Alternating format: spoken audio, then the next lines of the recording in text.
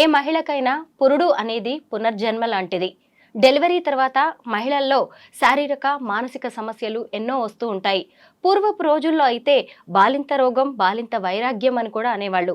దీన్నే వైద్య పరిభాషలో పోస్ట్ పార్టమ్ డిప్రెషన్ అని అంటారు. పీపీడీగా పిలుస్తూ ఉంటారు. అసలు ఈ పీపీడీ అనేది డెలివరీ తర్వాత మహిళల్లో ఎందుకు వస్తుంది? దాని సిమ్టమ్స్ ఎలా ఉంటాయి? పీపీడీని ఎలా ఓవర్కమ్ చేయాలి అనేది చెప్పడానికి ఇప్పుడు నాతో పాటు ప్రముఖ సైకాలజిస్ట్ డాక్టర్ ప్రతిమ ఉన్నారు. ఆవిడతో మాట్లాడదాం. నమస్తే మేడం. నమస్కారం అండి. మేడం, అసలు డెలివరీ అంటే ఒక మహిళ ఎంతో ఇబ్బంది పడి ఒక బిడ్డని భూమి మీదకి తీసుకురావాల్సి వస్తూ ఉంటుంది. అది ఎంతో ఆనందకర క్షణాలు కూడా ఒక కుటుంబానికి. కానీ ఈ పీపీడీ అనేది కూడా అందరిలో కాకపోయినా కొందరిలో కనిపిస్తూ ఉంటుంది. పీపీడీ సిమ్టమ్స్ ఎలా ఉంటాయి? మ్మ్.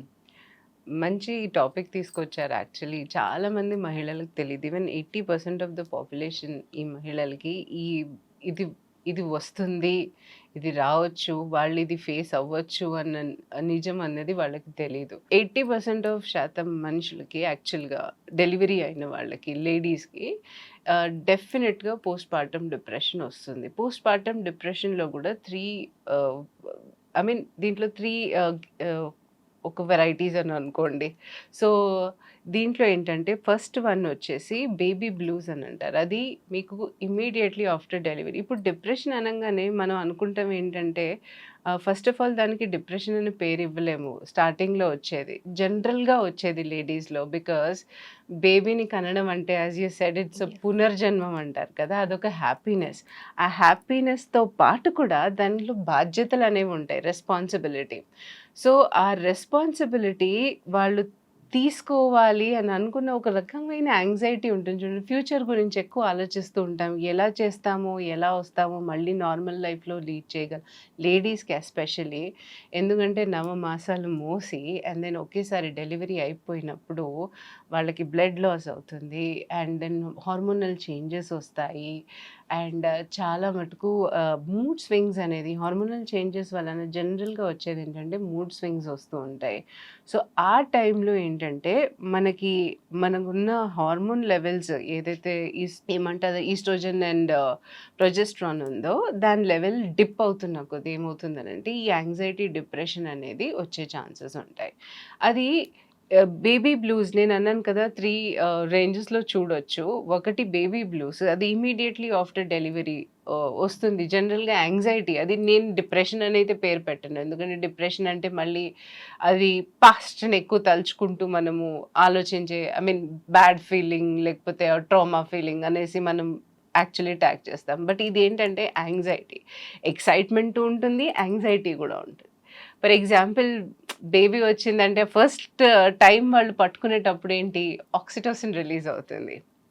అలాగే మగవాళ్ళకు కూడా అదే హార్మోన్ అలా ఆనందం వచ్చినప్పుడు that oxytocin gives that happiness అన్నమాట. కానీ దాంతోపాటు యాంగ్జైటీ ఎందుకు వస్తుందంటే fragile baby first of all. And ఇంకేంటంటే బాడీలో చాలా టైర్డ్నెస్ ఉంటుంది. And then as I said blood loss అవుతుంది అనేసి మూడ్ స్వింగ్స్ వస్తాయి, ఎపిటైట్ మారుతుంది, కంప్లీట్ బాడీ స్ట్రక్చర్ మారుతుంది. అంటే ఈ బేబీని నేను చూసుకోగలనా? అండ్ నైట్ స్లీప్స్ ఉండవు కదా మదర్కి, అండ్ బేబీ ఫీడింగ్ కూడా జరుగుతుంది. సో బేబీకి సఫిషియెంట్ మిల్క్ వస్తుందో లేదో, అది కొంచెం ఏడుస్తే ఎందుకు ఏడుస్తుందో ఏమో తెలీదు, నేను కరెక్ట్గా మదర్గా నేను ట్రీట్ చేయగలనా లేదా, ఇవన్నీ వాళ్ళకి ఎక్స్పీరియన్స్ అవుతూ ఉంటారన్నమాట ఆ టైంలో. సో ఈ 2 వీక్స్ అనేది వాళ్ళకి చాలా క్రూషియల్ టైం. ఒక్కసారి అది సెట్ అయిందంటే, అంటే ఫ్యామిలీ వాతావరణం బాగున్నప్పుడు, ఎన్వైరన్మెంట్ బాగున్నప్పుడు అది సెట్ అయితే కనుక డెఫినెట్గా వాళ్ళకి ఇంకా ప్రొలాంగ్ అయ్యే ప్రాబ్లం ఉండదు. ఇప్పుడు దాన్ని దాటి వెళ్తున్నాము అంటే ఆ 2 వీక్స్ దాటి వాళ్ళకి ప్రాబ్లమ్స్ ఎక్కువ అవుతున్నాయి అంటే ఇప్పుడు అది డిప్రెషన్ కింద మారుతుంది. So you need to observe ఎట్లా వాళ్ళ దాంట్లో స్ప్లిట్ అవుతుంది. ఇప్పుడు మనం జనరల్గా ఏం చేస్తామంటే బేబీ పుట్టంగానే ఆ ఫోకస్ అంతా బేబీ మీదే ఉంటుంది. తల్లి మీద ఎవడు పెట్టడే? తల్లి అసలు యాక్చువల్గా కన్నావిడ she has to be taken care more. అంటే తన మీద ఎక్కువ కూడా శ్రద్ధ చూపించాలి. ఎందుకనంటే తనకి అవసరం, మెంటల్ బ్యాలెన్స్ చేసుకోవడం అవసరం. ఇక్కడ ఒక పాయింట్ ఉంది. ప్రెగ్నెంట్ గా ఉన్నప్పుడు మాత్రం బాగా కేర్ తీసుకుంటారు ఆ ప్రెగ్నెంట్ గురించి. డెలివరీ అయిన తర్వాత అందరి కాన్సన్ట్రేషన్ బేబీ వైపు వెళ్ళిపోతుంది. కరెక్ట్. ఈవెన్ పెద్దవాళ్ళు కూడా వాళ్ళని ఎక్కువ చూసుకోవటం, అసలు పట్టించుకుంటారు, అట్లా అని కాదు. పెద్దవాళ్ళు ఉన్న చోట పథ్యం అంటారు, పథ్యం ఇష్టం అంటారు, వచ్చింది ఇష్టం వచ్చింది తినడానికి లేదు. తినడానికి లేదు.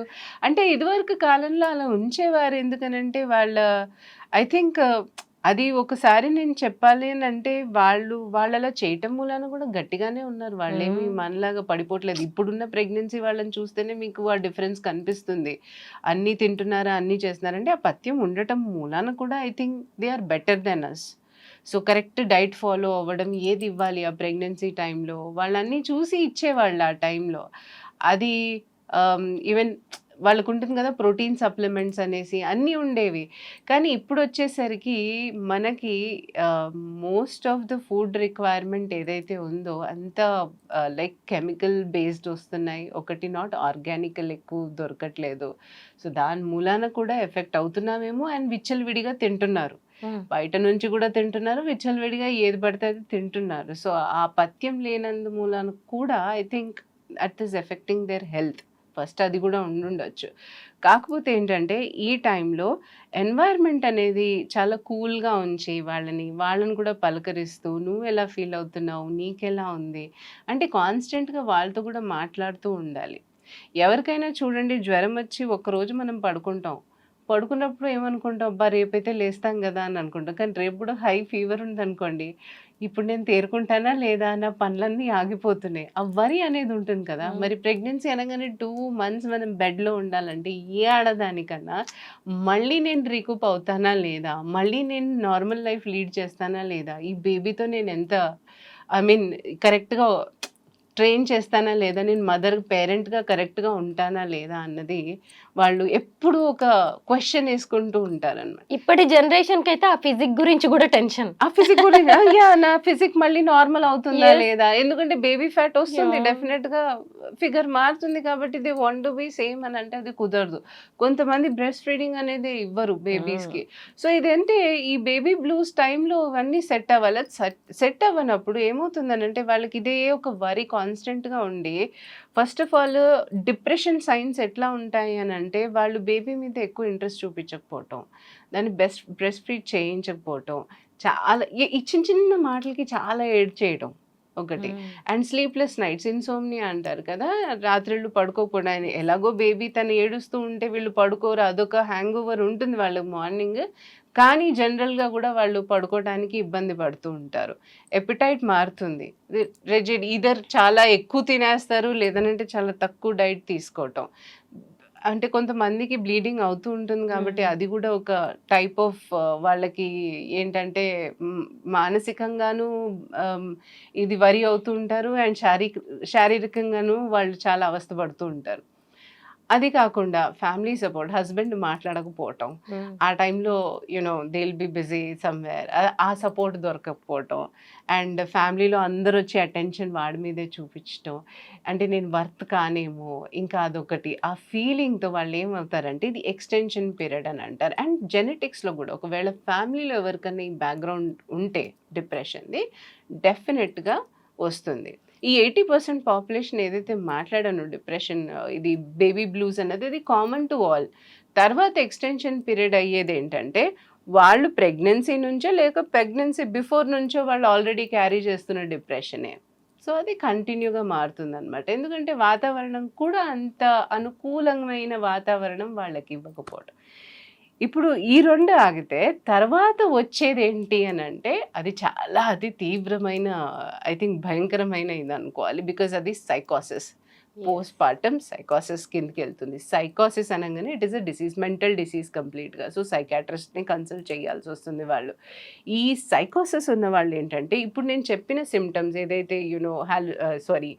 ఫుడ్ తీసుకోకపోవటం, లేకపోతే ఇన్సోమ్నియా రావటం, వాళ్ళకి లో mood swings, high mood swings ఉండటం, అండ్ దెన్ ఏంటంటే ఎపిటైట్ సరిగ్గా తీసుకోపోవడం. ఇప్పుడు చెప్పాను కదా డిప్రెషన్కి ఉన్న సిమ్టమ్సే ఉంటాయి, కానీ ఏంటంటే ఎక్స్ట్రాగా హాలుసినేషన్స్ వస్తాయి. డాక్టర్ గారు ఇక్కడ ఒక కేస్ స్టడీ గురించి మనం మాట్లాడుకుందాం. మీరు ఇప్పుడు చెప్పారు కదా పోస్ట్ పార్టమ్ సైకోసిస్ అనేది. నేను 10 years బ్యాక్ జర్నలిస్ట్ గా ఒక కేసును డీల్ చేశాను. కర్నూలు డిస్ట్రిక్ట్ లోని ఒక విలేజ్ లో ఒక ఆమెకి వరుసగా 4 ఆడపిల్లలు పుట్టారు. ఒక పాపకి లాస్ట్ బేబీకి మంత్స్ బేబీ. ఆ బేబీ పుట్టిన కొద్ది రోజులకే ఆమె మెంటల్ కండిషన్ పూర్తిగా ఇంబ్యాలెన్స్ అయిపోయింది. అంటే ఇంకా మన భాషలో పిచ్చి వాళ్ళలాగా ఆమె అయిపోయింది అనమాట. ఒక అర్ధరాత్రి ఆమె నిద్రలేచి నిద్రపోతున్న తన హస్బెండ్ ని చంపేసింది కత్తితో. సో ఆమెను తీసుకెళ్లి మెంటల్ హాస్పిటల్లో పెట్టారు. ఈ 4 పిల్లల్ని తీసుకెళ్లి హాస్టల్స్ లో తెలిసిన వాళ్ళ దగ్గర పెట్టాల్సిన పరిస్థితి వచ్చింది. ఇప్పుడు మీరు చెప్పారు కదా పిపిపి ట్రిపుల్ పి అని మాట్లాడుకోవాలేమో కదా, పోస్ట్ పార్టం సైకోసిస్ అంటే అసలు ఇది ఇంత ఎక్స్ట్రీమ్ లెవెల్లో ఉంటుందా? ఇప్పుడు మీరు చెప్తుంటే నాకు ఆ కేసు గుర్తొచ్చింది. కరెక్ట్, అది ఎక్స్ట్రీమ్ లో వెళ్తుంది. హాలుసినేషన్ ఎట్లా అంటే ఇప్పుడు అందులో పారానాయిడ్ కూడా ఉంటారు, అంటే అనుమానాస్పదం అనమాట. అయ్యి నన్ను చంపడానికి వీడు వస్తాడో, లేకపోతే ఇది నన్ను చంపడానికే వస్తుంది. ఇది మీరు హస్బెండ్ ని చూస్తున్నారు, వాళ్ళ హస్బెండ్ ని కాదు బేబీస్ ని కూడా చంపేస్తారు. ఇటీవల మీరు వినే ఉంటారు, కేరళలో ఒక కేసు అయింది. 23 years అమ్మాయి, అంటే బాత్రూమ్ లో డెలివరీ అయింది, కానీ తను ఆల్రెడీ మెంటల్ గా స్టేబుల్ లేదు. అప్పుడు ఏంటంటే బేబీని డెలివరీ చేసిన ఎంబటి చంపేసి రోడ్డు మీద కొట్టింది అమ్మాయి. అదెంత దారుణం! అసలు ఏ తల్లైనా అలా చేస్తుందా జీవితంలో? చేయదు. కానీ మీరు వింటూనే ఉంటారు, యుఎస్ లో కూడా ముగ్గురు బేబీస్ ని మదర్ చంపేసింది. అంటే ఇదంతా ఏంటంటే మనకు తెలియని ఏమంటారు, మెంటల్ టెన్షన్ ముందటి నుంచే మనము అంటే దాన్ని పసిగట్టలేదన్నమాట. సో వీళ్ళకి డెలివరీ టైంలో కూడా ప్రాపర్గా వాళ్ళని ఏంటంటే ఐడెంటిఫై చేయలేదు, వీళ్ళకి ఈ ప్రాబ్లం ఉందని చెప్పి.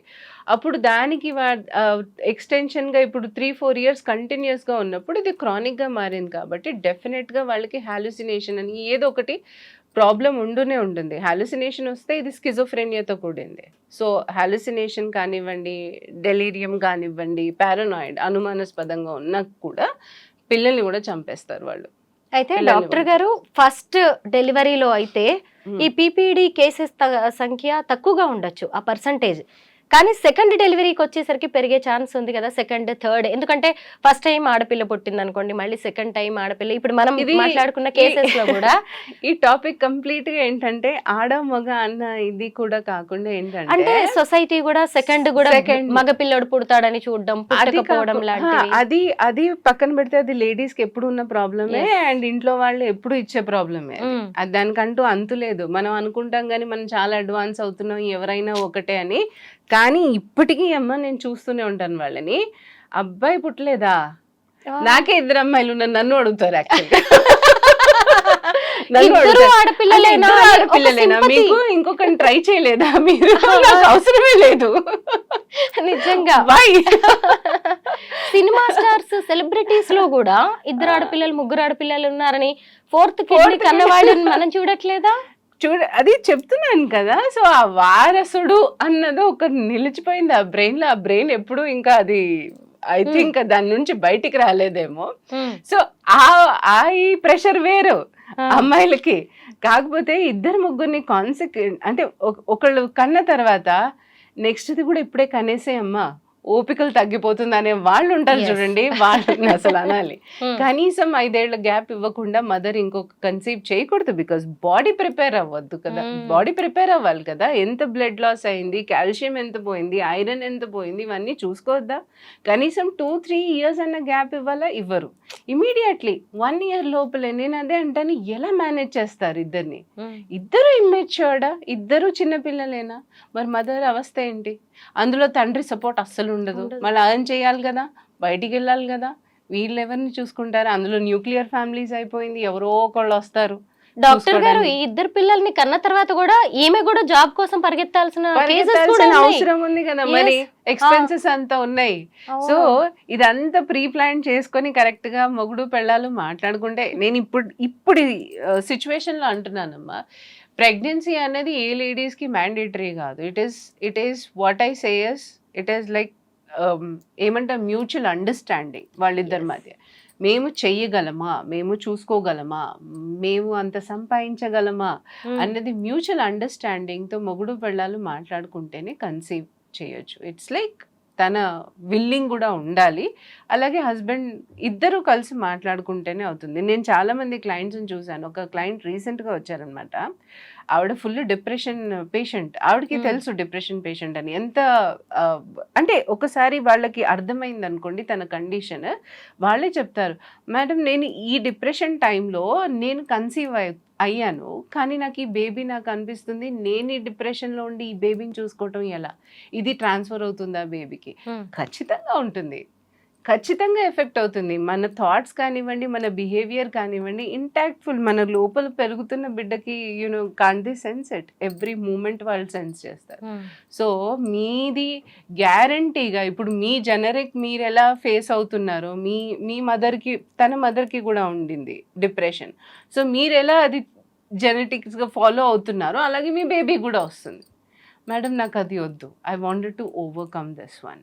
సో ఆ కాల్ మీ హస్బెండ్ అండ్ వైఫ్ మాట్లాడుకొని తీసుకోండి. బికాస్ అంటే వాళ్ళు కాన్స్టెంట్గా కొంచెం డ్రగ్స్ కూడా తీసుకున్నారు, ఇవన్నీ అయ్యాయి. అంటే దాని తర్వాత ఇప్పుడు సడన్గా కన్సీవ్ అయితే షీ కుడెంట్ టేక్ ఇట్. అందుకని మీరు కాల్ తీసుకోవాలి ఈ విషయంలో. ఎందుకంటే ఎస్ బేబీకి ఎఫెక్ట్ అవుతుంది, మీ హెల్త్ కూడా డిటోరియేట్ అవుతుంది. అప్పుడే ఆమెకి సూసైడల్ థాట్స్. ఇప్పుడు ఎక్కడైతే ఎక్కువ సూసైడల్ థాట్స్ ఉన్నాయో ప్రెగ్నెన్సీ టైంలో you should be very careful with them.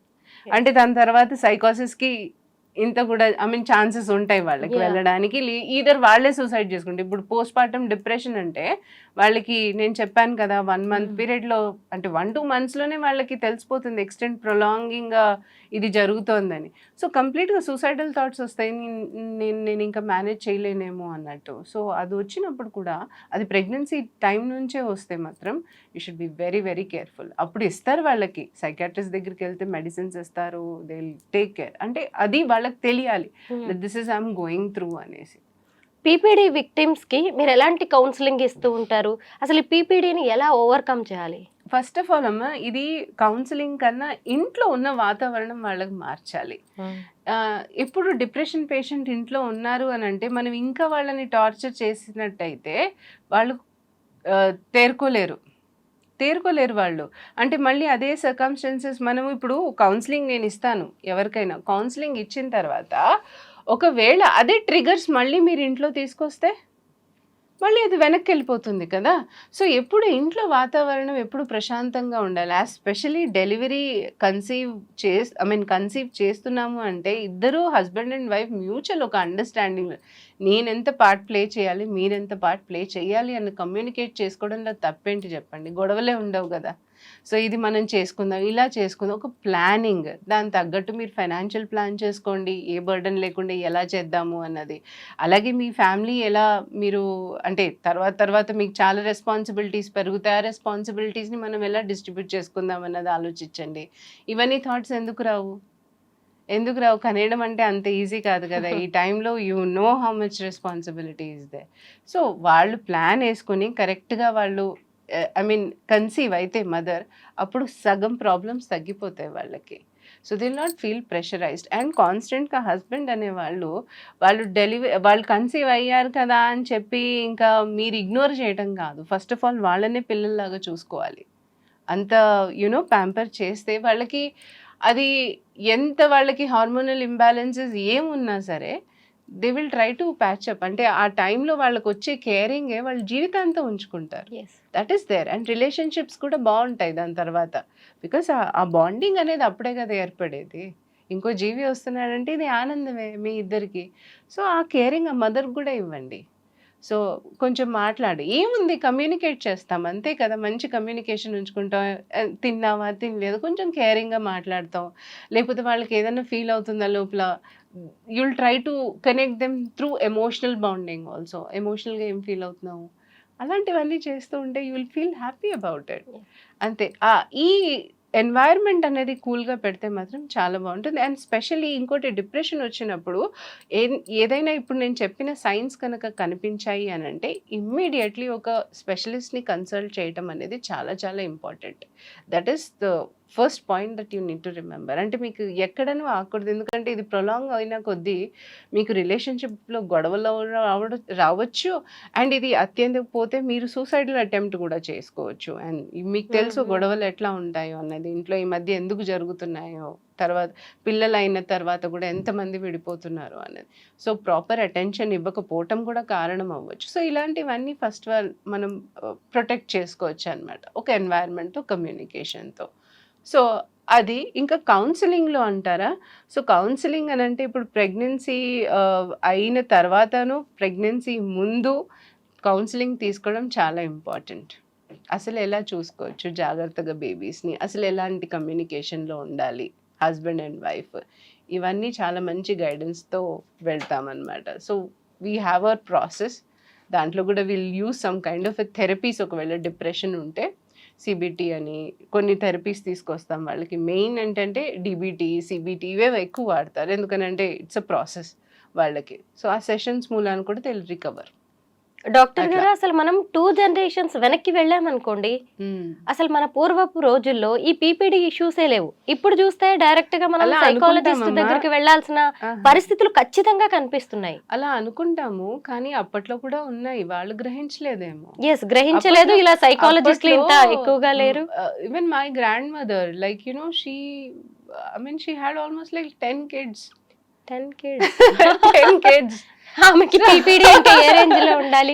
A range లో ఉండాలి మరి. కాకపోతే ఏంటంటే అది బాధ్యతల మూలాన సగం you can't stay at one place. ఇప్పుడు నేను ఇద్దరిని పట్టుకొని ఇంట్లో కూర్చొని నేను ఏడుస్తూ ఉంటే కూడా నన్ను పలకరించేవాళ్ళు. ఎవరో వెళ్ళే వాళ్ళు వెళ్తారు, సంపాదిస్తారు, అది డిఫరెంట్ ఇష్యూ. బట్ ఈ 10 మందిని చూసుకోవాలనంటే ఎంత రెస్పాన్సిబిలిటీ ఉండాలి. సో ఏంటంటే ఈ 10 మందిని చూసుకోవటానికి ఫస్ట్, సెకండ్, థర్డ్ అంతా యాక్టివ్గా ఉండేవాళ్ళు పిల్లలు. వాళ్ళే ఇంకొకరిని కేర్ చేయటం అలా జరిగిపోయేది. అండ్ అప్పట్లో ఉమ్మడి కుటుంబం కాబట్టి ఒకరికొకళ్ళు షేరింగ్ అనేది ఎక్కువ ఉండేది, మాట్లాడుకోవటం అన్నమాట.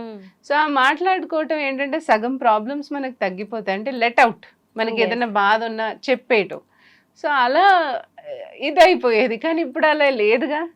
జనాలు చెప్పడానికి కూడా భయపడుతున్నారు, మరి లేకపోతే అది గ్రహించట్లేదు. ఫస్ట్ ఆఫ్ ఆల్ ఆ మెకానికల్ లైఫ్ లీడ్ అవుతూ ముందు జాబ్కి వెళ్ళాలనో టెన్షన్, తర్వాత ఏంటంటే ఈ తొందరగా ఈ శరీరాన్ని కరెక్ట్ చేసుకోవాలన్న ఇది. మళ్ళీ నేను ఇప్పట్లో చూస్తున్నానమ్మా, కానీ బేబీస్ని వీళ్ళు కూడా ఎక్స్ట్రీమ్కి వెళ్తాను mothers. I mean they think that nothing will happen అన్న రేంజ్లో ఉంటారు. 2 months బేబీస్ని కూడా మాల్లో తీసుకురావడం నేను చూశాను. 2 months బేబీని ఇట్లా క్యారీ చేసుకొని, I feel why do you do that? మాల్ ఎక్కడ పారిపోవట్లేదు. You have little time, right? Take rest, spend some little time with those, I mean with that newborn and then ఫ్యామిలీతో. అంటే అది బెస్ట్ కదా ఫస్ట్. కానీ ఇప్పుడు అలా జరగట్లేదు. They are also coming out. ఏంటో మరి ఎక్కడికి వెళ్తుందో తెలియదు కానీ, but they need to be very careful during those 3-4 months. మన పెద్దవాళ్ళు చెప్పినట్టు యాక్చువల్గా that's the best thing. Doctor గారు, నాకు ఇక్కడ ఇంకొక డౌట్ వచ్చింది. ఈ late age marriages, late age pregnancy కూడా ఈ పీపీడీకి ఒక రీజన్ గా కూడా ఏమన్నా అనుకోవచ్చా? 40 years లో కూడా ఇప్పుడు డెలివరీస్ అవుతున్నాయి, లేట్ మ్యారేజెస్ కూడా అవుతున్నాయి. అండ్ కండిషన్స్, ఐ మీన్ వాళ్ళు ఉన్న వాతావరణం కానివ్వండి, వాళ్ళు చేసే జాబ్ని బట్టి హార్మోనల్ ఇంబ్యాలెన్స్. హార్మోనల్ ఇంబ్యాలెన్స్ ఒకటి, థైరాయిడ్ మూలాన కూడా హార్మోనల్ ఇంబ్యాలెన్స్ వస్తాయి. ఇది పీపీడీలో ఎగ్జాక్ట్లీ. సో పిసిఓడీస్ అంటే టెన్షన్స్ మూలానే కదా ఈ మన జరుగుతున్న, ఐ మీన్ ఈ వర్కహాలిక్ వాళ్ళు యాక్చువల్లీ ఎక్కువ ప్రెషర్ తీసుకోవటం మూలాన కూడా వర్క్ ప్లేసెస్లో, అండ్ మంచి లైఫ్ స్టైల్ ఉండకపోవటం కూడా కారణమే. ఒక ఎక్సర్సైజ్ లేదు, ఎప్పుడు చూసినా పడుకోవటం, లేకపోతే కంప్యూటర్ మీద ఉండటం. మీకు తెలుసు, it's a monotonous way, mechanical way lead చేస్తున్నారు కాబట్టి ఆ ఫ్రస్ట్రేషన్ మూలాన్ని ఇవన్నీ స్టార్ట్ అయ్యాయి. అండ్ దెన్ ఫుడ్ కూడా మనకి ఏం పెద్ద ఆర్గానికలీ ఈ మధ్య అవైలబుల్ లేదు. ప్రతి దాంట్లోనూ కల్తీ వస్తుందని భయపెడుతున్నాము, మనం కూడా భయపడుతున్నాము. సో ఐ డోంట్ నో దేంట్లో ఏది యాడెడ్ ఉన్నాయో. అంత హెల్దీగా తిన్నవాళ్ళు మొన్ననే చూశాను నేను, హెల్దీ డైట్ మెయింటైన్ చేసేవాళ్ళండి. అయినా సరే she died of cardiac arrest. I don't know what happened. She was fit and fine. No BP, no sugar, nothing. Age ఎంత? 40 years. Just see the things. అంటే ఏ దేంట్లో ఏం కలుస్తున్నాయో తెలీదు, ఫుడ్లో ఏం మార్పిడి వస్తుందో, తాగే పాలను కూడా మనం డౌట్ చేస్తున్నాం ఇప్పుడు. యూ కెన్ సీ అంటే ఇప్పుడు దేంట్లోనూ ప్రాపర్గా ఒక పోషక పదార్థాలు వెళ్తున్నాయని మాత్రం చెప్పలేము.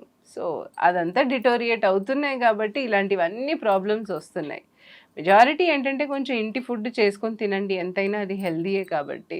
Don't prefer to Swiggy Zomato ఉందని కదా మీరు అలా విడిగా తెప్పించుకోవడం మానేసి కొంచెం హెల్దీ డైట్ మెయింటైన్ చేస్తే మంచిది వాళ్ళు కూడా యాక్చువల్లీ. సో ఈ ప్రాబ్లమ్స్ నుంచైనా అట్లీస్ట్ తప్పించుకోవచ్చు. మీ దగ్గరికి ఎలాంటి కేసెస్ వస్తూ ఉంటాయి? ఫ్యామిలీ సపోర్ట్ ఎలా ఉంటుంది ఆ విమెన్ కి? యాక్చువల్లీ ఫ్యామిలీ సపోర్ట్ లేకనే వస్తూ ఉంటారు. వాళ్ళు బాధ అదే, వాళ్ళు డిప్రెషన్ లో ఫస్ట్ ప్రాబ్లమే అది. అర్థం చేసుకోవట్లేదని చెప్పో, లేకపోతే అత్తగారు అంటే కనీసం సైకాలజిస్ట్ దగ్గరికి తీసుకురావడానికైనా హస్బెండ్ ఎవరో ఒకళ్ళు ఇనిషియేటివ్ తీసుకోవాలి కదా. వాళ్ళు రారు, హస్బెండ్స్ అసలు రారు పాపం, వీళ్ళే ఇనిషియేటివ్ తీసుకొని వస్తూ ఉంటారు. అండ్ ప్రాబ్లం ఎక్కడ అవుతుందని అంటే అతి కంపారిజన్ చేయటం అన్నమాట. ఇంకా కొడుకు పుట్టగానే మనవడు అన్నాడు కదా మీరు మధ్యలో, పుట్టగానే వీడు నా కొడుకే, వీడు నా కొడుకులాగే చదువుతాడు, వీడు ఇదే అయిపోతాడు, వీడు అదే అయిపోతాడు. సో ఎంతైనా చెప్పండి, మదర్ ఒక బేబీని కన్న తర్వాత వాళ్ళ పట్ల కొంచెం పొజెసివ్నెస్ వచ్చేస్తుంది. And they don't like to be compared with anyone. ఎంతైనా ఇప్పుడు హస్బెండ్ అండ్ వైఫ్ ఇద్దరులా ఉన్నారు, హ్యాపీగా ఉండండి అమ్మా అని చెప్పడం వేరు, వచ్చి గుచ్చి పొడవడం వేరు. వాళ్ళు ఆల్రెడీ ఒక సైకలాజికల్ ప్రాసెస్ లో ఉన్నారు, మీరు ఇంకా ఇలాంటివన్నీ మాట్లాడితే దే కాంట్ టేక్ ఇట్. రంగు తక్కువ ఉన్నాడు, రంగు తక్కువ మా పోలికలు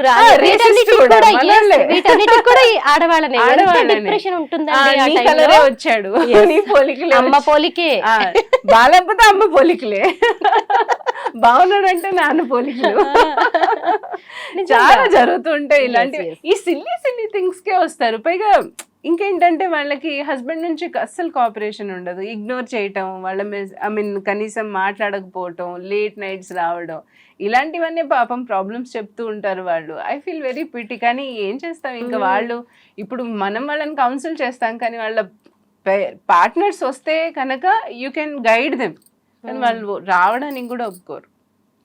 మాకెందుకు అని అంటారు, నీకు ప్రాబ్లం ఉంది నువ్వు వెళ్ళి చూపించుకో. కరెక్టే, అది కదా వాళ్ళది. సో అందుకని సగం ఈ ప్రాబ్లమ్స్ అనేది ప్రతి లేడీస్లో అలా వస్తూనే ఉంటుంది. It is not like a end అని. ఈ పోస్ట్ పార్టమే అనలేము, ఎప్పటి నుంచి డిప్రెషన్ క్యారీ చేస్తున్నారు, ఏ విధంగా వాళ్ళు టార్చర్ అనుభవించారో తెలియదు. కానీ నిజంగా I think they have lot of patience. స్త్రీ అంటేనే పేషెన్స్ అని అంటాను నేను. ఐ లిటరలీ బో my head to all the wonderful women అంటాను. కరెక్టే, చాలా పెయిన్ తీసుకుంటారు అన్నిట్లోనూ వాళ్ళే కదా పాపం. అలానే నేను మగవాళ్ళని కమెంట్ చేయట్లేదు, they have their own tensions, but ఎంతైనా విమెన్ అంటే విమెన్ అంతే. ఇంకా అసలు మనం ఏమీ చెప్పడానికి లేదు, అది అందరికీ తెలిసిన విషయమే. థ్యాంక్ యూ డాక్టర్ గారు, పీపీడీ గురించి అసలు ఎంతో అవేర్నెస్ కలిగించారు. యూస్ఫుల్ ఇన్ఫర్మేషన్ మాతో షేర్ చేసినందుకు thank you so much. Thank you.